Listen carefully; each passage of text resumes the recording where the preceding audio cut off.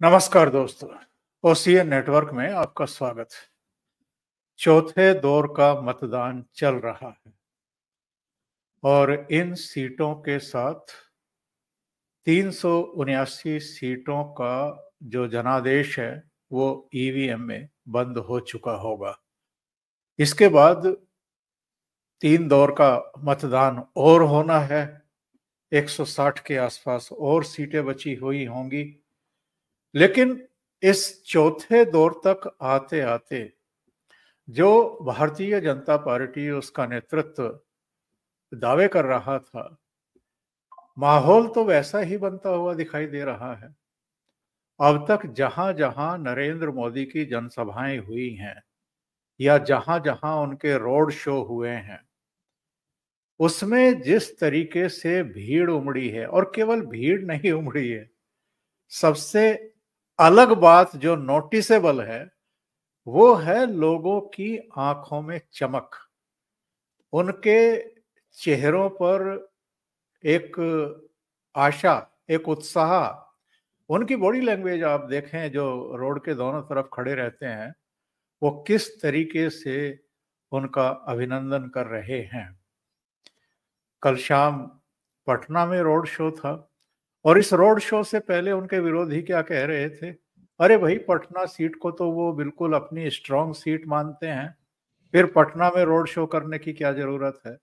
ये लोग भूल जाते हैं कि नरेंद्र मोदी की जो भी गतिविधियां होती हैं, कार्यक्रम होते हैं, रोड शो होते हैं, जनसभाएं होते हैं, वो केवल उस प्रॉपर सीट के लिए नहीं होते हैं। एक बहुत व्यापक उसका एक संदेश और संकेत होता है। पटना में वो अगर रोड शो कर रहे हैं तो इसका संदेश क्या पूरे बिहार में नहीं गया होगा, या बिहार के आसपास लगते हुए जो दूसरे राज्य हैं वहां नहीं गया होगा। और जब प्रधानमंत्री के रोड शो होते हैं तो नेशनल टीवी पर भी, और जो क्षेत्रीय मातृभाषा में जो टीवी चैनल होते हैं उन पर भी अबाध गति से सजीव प्रसारण होता है। इन सब चीजों के प्रभाव नहीं होते हैं क्या? प्रधानमंत्री नरेंद्र मोदी की जो ऊर्जा है वो देखने लायक। 3-3, 4-4 सभाओं को संबोधित करना, भीषण गर्मी जिसमें सब पसीने पसीने हो रहे हैं, उसके बाद 2-2.5 घंटे का रोड शो करना। और कल मैं अभिषेक तिवारी जी से पूछ रहा था कि भाई, नरेंद्र मोदी जी के बगल में नीतीश बाबू खड़े हुए थे और नीतीश बाबू बड़े ढीले दिखाई दे रहे थे, तो उनका कहना यही था कि ये जो गर्मी चल रही है और जो उमस है, इसको झेलना हर एक के बस की बात नहीं है। नरेंद्र मोदी ने तो अपने स्वास्थ्य को, अपने शरीर को शायद इतना तपा रखा है कि वो हर तरह के मौसम में, हर तरह की परिस्थितियों का सामना करने के लिए भी तैयार रहते हैं। तो मेरे साथ सीधे जुड़ रहे हैं पटना से अभिषेक तिवारी। उनको जोड़ करके कार्यक्रम को आगे बढ़ाते हैं। अभिषेक जी, बहुत स्वागत है आपका। नमस्कार। ओमकार सर, आपको प्रणाम, आपके सभी दर्शकों को प्रणाम, नमस्कार, जय श्री राम। अभिषेक जी, कल रात में देख रहा था कि प्रधानमंत्री रोड शो कर रहे हैं, सभाएं भी कर रहे थे। आज उनको वाराणसी भी जाना है। गंगा स्नान के बाद उनको अपने जनप्रतिनिधियों से बातचीत भी करनी है, नामांकन भी दाखिल करना है, फिर वापसी करनी है बिहार, एक और उनकी जनसभा होनी है। और सुबह ही सुबह में देख रहा था कि गुरुद्वारा पटना साहब पहुंच गए और वहां पर उन्होंने मत्था टेका और जितने श्रद्धालु वहां पर थे उनसे बात की, बच्चों से हाथ मिलाया। इतनी ऊर्जा कहाँ से लेकर के आते हैं साहब? इनके विरोधी तो वैसे ही पस्त हो जाते होंगे इनकी ऊर्जा को देख करके और इनके जज्बे को देख करके। ओमकार सर, संभवतः नरेंद्र मोदी जी की लगातार तीसरी बार प्रचंड बहुमत से, जो मेरे सेफोलॉजी के हिसाब से, जो मेरे आंकड़े हैं, डेटा है, उसके हिसाब से प्रचंड बहुमत से जो सरकार बनने जा रही है, उसका एक कारण ये भी है कि मोदी जी का ऊर्जा बहुत बहुत अधिक है। वो मैं कल फील कर पा रहा था। मेरी और मोदी जी की आयु में लगभग दुगने का अंतर है, इसमें तो कोई संदेह नहीं है। ऑलमोस्ट डबल है। और मैं जब दिन भर में 3 या 4 घंटे भी दोपहर में धूप में काम करता हूँ तो मैं बहुत एग्जॉस्ट हो जाता हूँ। शाम को आते-आते बहुत मुश्किल से रात्रि का, कई दर्शक कहते हैं कि भैया रात के शो में आपका एनर्जी लेवल डाउन क्यों रहता है? ऑब्वियस सी बात है भाई, मैं सुबह में अपनी सारी ऊर्जा झोंक चुका रहता हूँ, 9:30 बजते-बजते मेरे हालत जो है मेरे बस में नहीं रहते। अब कुछ लोगों का कहना था कि पटना में रोड शो क्यों है? ओमकार सर, एक प्रश्न है, पटना क्या है बिहार के लिए? राजधानी है, बिहार की राजधानी है, और पटना एजुकेशन सेंटर का भी हब है।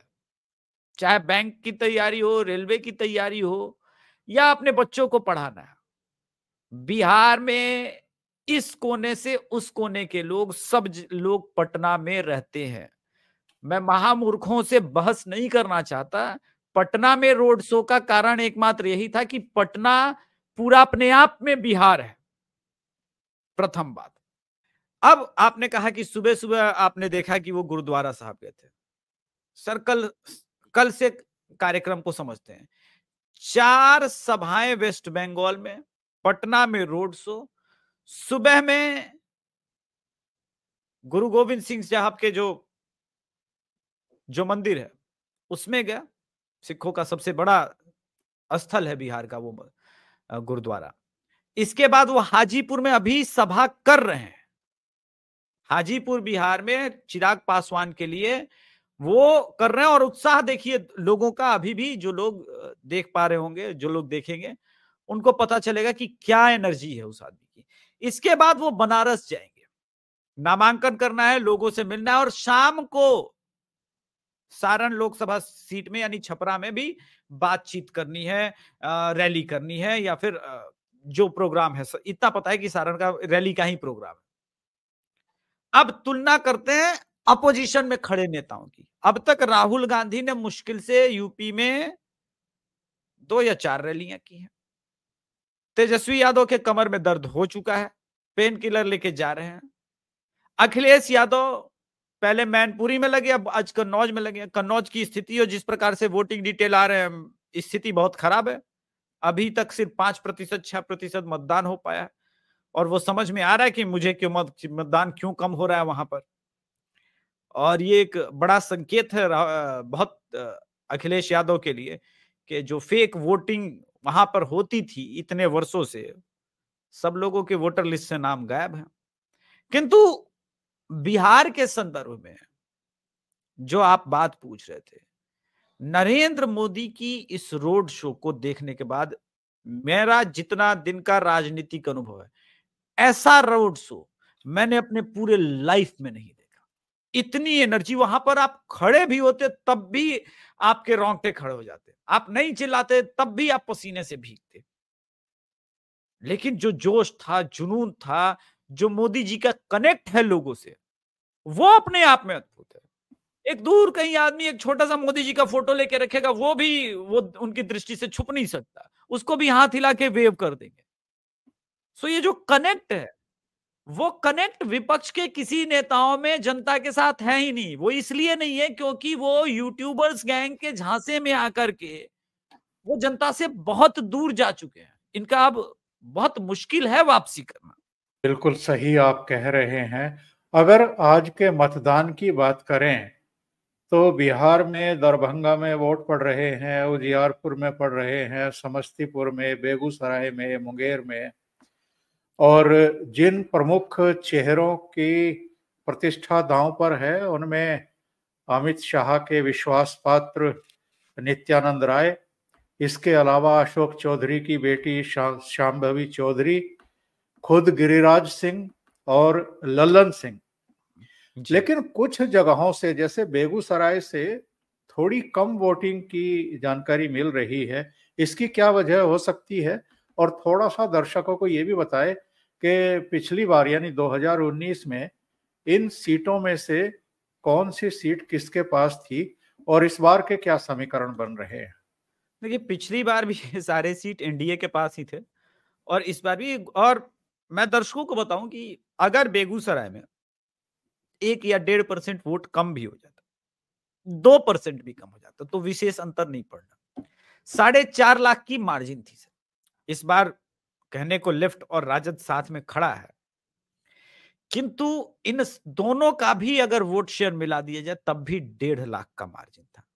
बेगूसराय में आज अजीत भारती हमारे मित्र वहां पर ऑलरेडी हैं, वो वोट करेंगे वहां पर या कर चुके होंगे। जो स्थिति है वो असहज स्थिति नहीं है एनडीए के लिए। समस्या ये है कि सामने वाले के पास क्या क्या ऑप्शन है। क्या जो बेगूसराय लेनिनग्राद इतना इजी सीट कभी भी नहीं रहा, मैं ये जानता हूं, सारी बातें ठीक है, किंतु आरजेडी प्लस लेफ्ट मिला करके भी क्या 2 सीटों पर जो अनंत सिंह का प्रभाव है, जिसको कहते हैं खाटी भूमिहार प्रभाव, वो रोक पाएंगे? मेरा मानना है बड़ा मुश्किल काम है, बहुत टफ काम है, वो भी तब जब एलजेपी और जेडीयू का साथ हो। तो मोकामा भी निकलेगा और बेगूसराय भी निकलेगा। उजियारपुर में तो सर वैसे भी पहले से बहुत अधिक मार्जिन था, उस सीट को रोकना थोड़ा सा मुश्किल है। मुझे नहीं लगता। एक सीट जिस पर हमको ध्यान देने की जरूरत है, वो डेटा जब तक आएगा, वो एक समस्तीपुर हो सकता है। बाकी किसी सीट पर मुझे कोई विपक्ष के लिए विशेष संभावना नजर आ नहीं रही। बिल्कुल सही बात है। अच्छा, ललन सिंह, गिरिराज सिंह और नित्यानंद राय, तीनों की जीत का अंतर बढ़ेगा या कुछ कम हो सकता है? देखिए, बेगूसराय का तो डेफिनेटली कम होगा, क्योंकि इस बार पिछली बार लेफ्ट और आरजेडी अलग अलग थी, इस बार दोनों साथ में मिलकर लड़ रहे हैं। किंतु ये भी नहीं भूलना चाहिए कि जब भूमिहार थे चूंकि कन्हैया कुमार, तो कुछ भूमिहारों का चंक उधर भी गया था।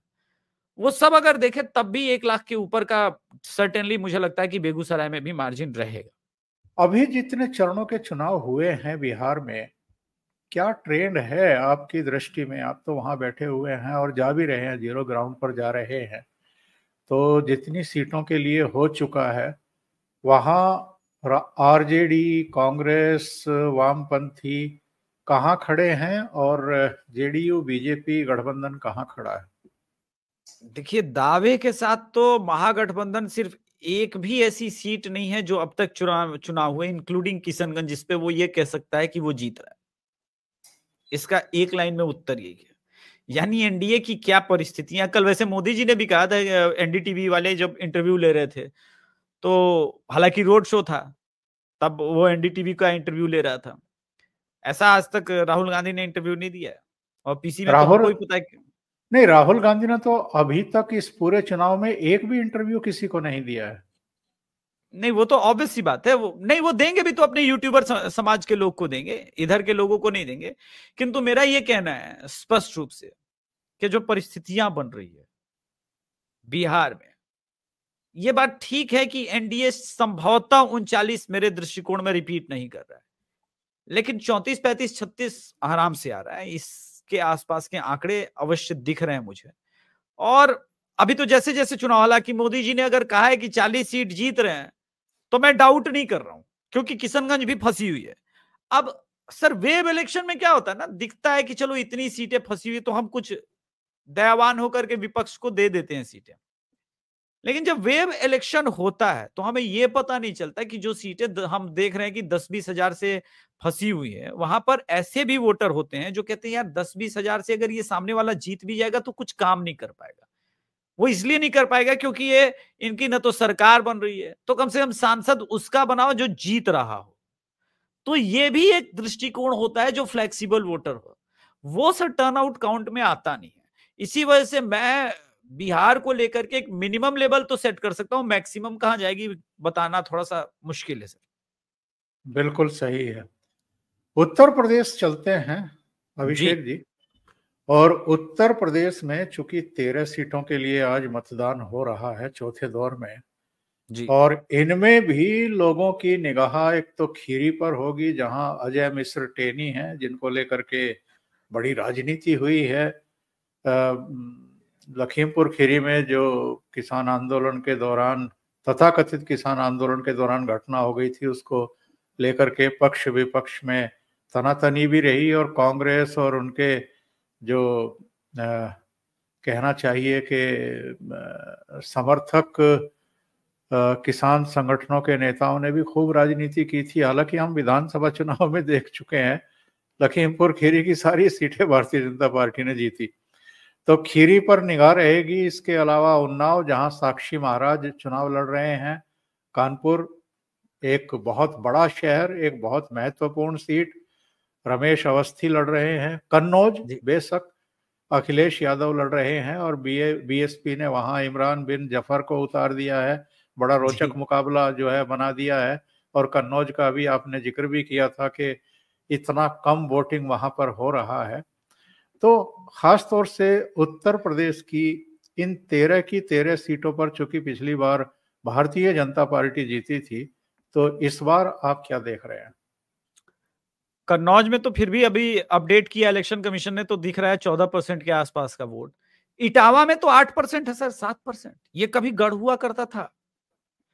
एक चीज में पूरे यूपी में देख रहा हूं, बाई एंड लार्ज, जहां जहां 2009, 6, 4, 7 या 1999 के चुनाव, 98 के चुनाव में एक बात हमेशा कहती थी कि वहां पर बोगस वोटिंग बहुत पड़ती है। उन सब जगह पे सर मैं एक एनालिसिस कर रहा था, डिटेल निकाल रहा था, चाहे वो रामपुर हो या किशनगंज, जहां पे बहुत अधिक मुसलमानों का वोट रहता है। इन सब जगहों पे आप देखेंगे एकदम से ड्रॉप आया है वोटिंग में। इटावा में ड्रॉप आना ये बता रहा है कि सर अब वो समय योगी जी ने या तो बदल दिया है, या इलेक्शन कमीशन ने मेक श्योर किया है कि 4-4, 5-5 जगह से जिन लोगों के वोटर आईडी कार्ड होते थे, वोटर होते थे, वो अब ना रहे। और वो दिख रहा है, क्योंकि मैं वहां पे रहने वाले परसेंटेज लोगों से अब जब मैं पूछता हूं कि आप लोगों ने वोट किया, तो वो कहते हैं हाँ वोट किया था। और जब इतना वोट हो रहा है तब भी परसेंटेज क्यों कम हो रहा है? इसका कारण यह है, एक तो उदासीनता है विपक्ष में, और दूसरी जो सबसे बड़ी वजह सामने आई है कि फर्जी वोटिंग बुरी तरह से इस बार यूपी में इसको कुचल दिया है योगी सरकार ने या इलेक्शन कमीशन ने। योगी सरकार का फीडबैक रहा होगा, जो भी हो, इसके वजह से वो एक डेंट दिख रहा है सर। और अगर इटावा में 7%, 8% की ये वोटिंग ट्रेंड है, तो मुझे लगता है कि शाम तक आप देखेंगे समाजवादी पार्टी के लोग फिर से ट्वीट करेंगे और कहेंगे कि देखिए मेरा वोट नहीं होने दिया गया, ये नहीं हो रहा है, वो नहीं हो रहा है। ये सारी चीजें होंगी जी। और एक वजह ये भी है, बहुत सारे हम एक बाइट्स वगैरह देख रहे हैं, इंटरव्यूज वगैरह देख रहे हैं, और मुस्लिम समुदाय के लोग ही ये कह रहे हैं कि जी क्या करेंगे, वोट दे करके आएंगे तो मोदी जी ही। तो ये जो एक मैसेज चला गया है कि मोदी जी ही आ रहे हैं, इसकी वजह से भी थोड़ा सा उत्साह में कमी देखी जा रही है। बिल्कुल असर है, क्योंकि देखिए ऐसा बेवकूफ कोई नहीं होता जिसे तमाम प्रोपोगेंडा के बावजूद, बहुत कम होते हैं ऐसे बिरले, Dhruv Rathee, if you are not Dhruv Rathee until unless, वो आपको रिटर्न ऑन द वॉल नहीं दिख रहा है। वो दिख रहा है कि मोदी आ रहे हैं, तो उन्हें अपने 5 साल का भविष्य और राजनीति देखनी है। बड़े बड़े मुस्लिम धर्मगुरु नेता वो लोग भी, तो वो समझ रहे हैं कि इस वक्त अगर मोदी से बैर लिया तो ठीक नहीं। इसलिए आप देखेंगे कि हर चुनाव में तो फतवे जारी हो जाते थे, इस चुनाव में फतवे होते भी जारी नहीं हो रहे हैं कि इसको वोट करना है, इसको वोट करना है। वो सब रिलैक्स है, बोले कि रहने दो भाई, अभी पंगा लेने की जरूरत नहीं जी। और पश्चिम बंगाल की तरफ चले अभिषेक जी, तो वहां भी कुल मिलाकर के बहरामपुर में, कृष्णा नगर में, राणा घाट में, बर्धमानपुर, बर्धमान, दुर्गापुर, आसनसोल, बोलपुर, बीरभूम, इतनी सीटों के लिए चुनाव होने जा रहा है। और मैं देख रहा था यहाँ जो प्रत्याशी खड़े हुए हैं, बहरामपुर से तो खुद लोकसभा में जो कांग्रेस के संसदीय दल के नेता है, और कल का एक वीडियो बड़ा वायरल हो गया जिसमें वो कह रहे हैं कि अडानी अंबानी अगर नोटों के बैग भिजवा दें तो हम उनके खिलाफ बोलना बंद कर देंगे। तो अधीर रंजन चौधरी लड़ रहे हैं, कृष्णा नगर में जाहिर है महुआ मोहित्रा की प्रतिष्ठा दांव पर है। हालांकि वहां पर भारतीय जनता पार्टी ने बड़ा पावरफुल चेहरा उतारा है, अमृता राय, जो महारानी है वहां की बताया जाता है। इसके अलावा कीर्ति आजाद बर्धमान दुर्गापुर से, और कीर्ति आजाद के खिलाफ दिलीप घोष खड़े हुए हैं। आसनसोल में बड़ा दिलचस्प मुकाबला है, शत्रुघ्न सिन्हा और उनका मुकाबला एसएस अहलुवालिया कर रहे हैं जी। तो कैसे देख रहे हैं इस मुकाबले को, इस चरण को पश्चिम बंगाल में? और अब तक जो सूचनाएं हैं, जो पिछले 3 दौर गए हैं, उनमें तो जाहिर है कि भारतीय जनता पार्टी का ही एज रहा है। इसमें क्या देख रहे हैं? देखिए, ये तो अभी जो आज हो रही कृष्णा नगर अगर छोड़ दें तो बाकी चीजें और राणाजी नगर, तो आप देखेंगे कि ज्यादातर जो है राजी नगर जो है उसको छोड़ दे तो आप देखेंगे ज्यादातर बीजेपी के लिए फेवरेबल सीट्स हैं। और इस बार तो कृष्णा नगर और वो राजीनगर भी वही है। तो इस राउंड में तो बीजेपी के चांसेस स्वीप के होने चाहिए, लेकिन एक बार 4 बजे तक आंकड़े आ जाए हमारे पास तो हम और डिटेल में बता पाएंगे।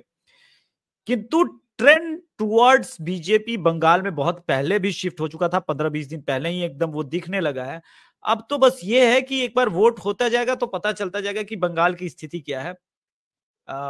कांग्रेस के कई वोटर्स इस बार क्या कर रहे हैं, वो जो खींच है कि ममता को सबक सिखाना है, उसको लेकर के एक फैक्टर है कि वो बीजेपी को वोट कर रहे हैं कई जगहों पे। अब उसी में ये देखना है कि अधीर रंजन चौधरी ने भी जब कह दिया था कि जहां पर कांग्रेस नहीं जीत रहा है वहां पर एनडीए को वोट करो, वो कितना इंपैक्ट दिखाता है और ममता बनर्जी को कितना डेंट पहुंचाता है, वो देखने वाली बात होगी, दिलचस्प बात होगी। वैसे और चल कीर्ति आजाद नहीं जीतेंगे, ये बात की मैं गारंटी ले सकता हूं। और शाम तक आलूवालिया साहब का भी सीट का मैं बता ही दूंगा। वहां पर भी ऑलरेडी हमारे बहुत अच्छे मित्र हैं, मनीष कश्यप, उनकी टीम भी वहां पर पहले से पहुंची हुई है सच तक, तो वो हमारे पास ठीक ठाक फीडबैक आ जाएगा शाम तक, तो एक बार हम पता कर लेंगे क्या है। चलते चलते तेलंगाना और आंध्र प्रदेश, क्योंकि अभी तक जितने 3 चरण के मतदान हुए थे उनमें किसी एक फुल स्टेट को चुनाव आयोग ले जाता था चुनाव में। जैसे फर्स्ट फेज में तमिलनाडु को ले गया, फिर केरल को ले गया, लेकिन इस चरण में 2 राज्यों को सीधे पूरे के पूरे राज्य में चुनाव हो रहे हैं, तेलंगाना और आंध्र प्रदेश। आंध्र प्रदेश में भारतीय जनता पार्टी का कुछ खास था नहीं, पिछले चुनाव में भी 2% वोट भी नहीं मिले थे। तेलंगाना में जरूर उसको 4 सीटें मिली थी। इस बार क्या देख रहे हैं इन दोनों स्टेट में? क्योंकि आंध्र प्रदेश में जो रोड शो हुआ है जिसमें चंद्रबाबू नायडू इनके अगल बगल खड़े हुए थे, क्या रोड शो था साहब वो। और लोगों में जो उत्साह था वो वैसा ही था जैसा कल शाम हमने पटना में देखा है या उससे पहले कोयम्बटूर में देखा था, और अयोध्या में जैसा हमने रंग देखा था वैसा ही आंध्र प्रदेश में भी देखा था। तो इस बार आंध्र प्रदेश में भारतीय जनता पार्टी उम्मीद करे और तमिलनाडु में और बढ़ेगी। देखिए, तमिलनाडु का तो वोटिंग हो ही गया है, उसके बारे में तो आंकड़े हम 1 तारीख को जब एग्जिट पोल करेंगे तेलंगाना, तो हम। तेलंगाना जी, लेकिन आंध्र और तेलंगाना में तेलंगाना। ऐसा है कि 8 तक मैं देख रहा हूं, मे बी 10 भी हो सकती है बीजेपी, जो वेव है, it is a wave election, let me sir. BJP के प्रति तेलंगाना में वेव है, जो कि असेंबली इलेक्शन में बिल्कुल भी नहीं थी। तो वो लोकसभा में एक वेव इलेक्शन है, पहली बात। दूसरी बात, आंध्र प्रदेश में तेलुगु देशम पार्टी के रथ पर जो बीजेपी सवार है, और साथ में उनके साथ जो एक एक्टर है पवन कल्याण, उनका भी 2 सीटों पे ठीक ठाक वजूद है अपना। बीजेपी वहां पे 3 सीट तक जीत सकती है, यानी एब्सोल्यूट जहां पे 0 था वहां पर 3 जा सकती है, और यहां 4 से बढ़ के 8 हो सकती है। तो जो बढ़ोतरी है वो तो दिख ही रहा है मुझे दक्षिणी छोर पर, की बहुत अभूतपूर्व नजर आ रहा है। अब ये देखना है एक बार कि सारे जब आंकड़े आ जाएंगे तो हम पता कर पाएंगे कि कितना इंपैक्ट रहा है, क्योंकि 8 तक तो मुझे दिख रहा है, क्या वो 10 और 11 भी हो सकता है इस वेब इलेक्शन में, वो समझने वाली बात होगी, वो देखने वाली बात होगी। और बहुत आसानी से इसको कैलकुलेट नहीं करना चाहिए, थोड़ा समय लगेगा मुझे भी, क्योंकि सुदूर दक्षिणी क्षेत्र में हमारे पास जो सोर्सेस हैं, जो हमारे पास टीम वर्क है, टीम मैन है, वो धीरे धीरे आएंगे। पर एक बात अवश्य है कि भारत, दक्षिणी भारत में, दक्षिण भारत के जिसको कह सकते हैं दक्षिणी छोर पर भारत बीजेपी एक बहुत अच्छा परफॉर्मेंस देने वाली है जी। बहुत बहुत धन्यवाद अभिषेक जी जुड़ने के लिए और सुबह सुबह अपडेट देने के लिए। थैंक यू सो धन्यवाद sir. Much. Thank you sir. नमस्कार। जय श्री राम। नमस्कार। जय श्री राम।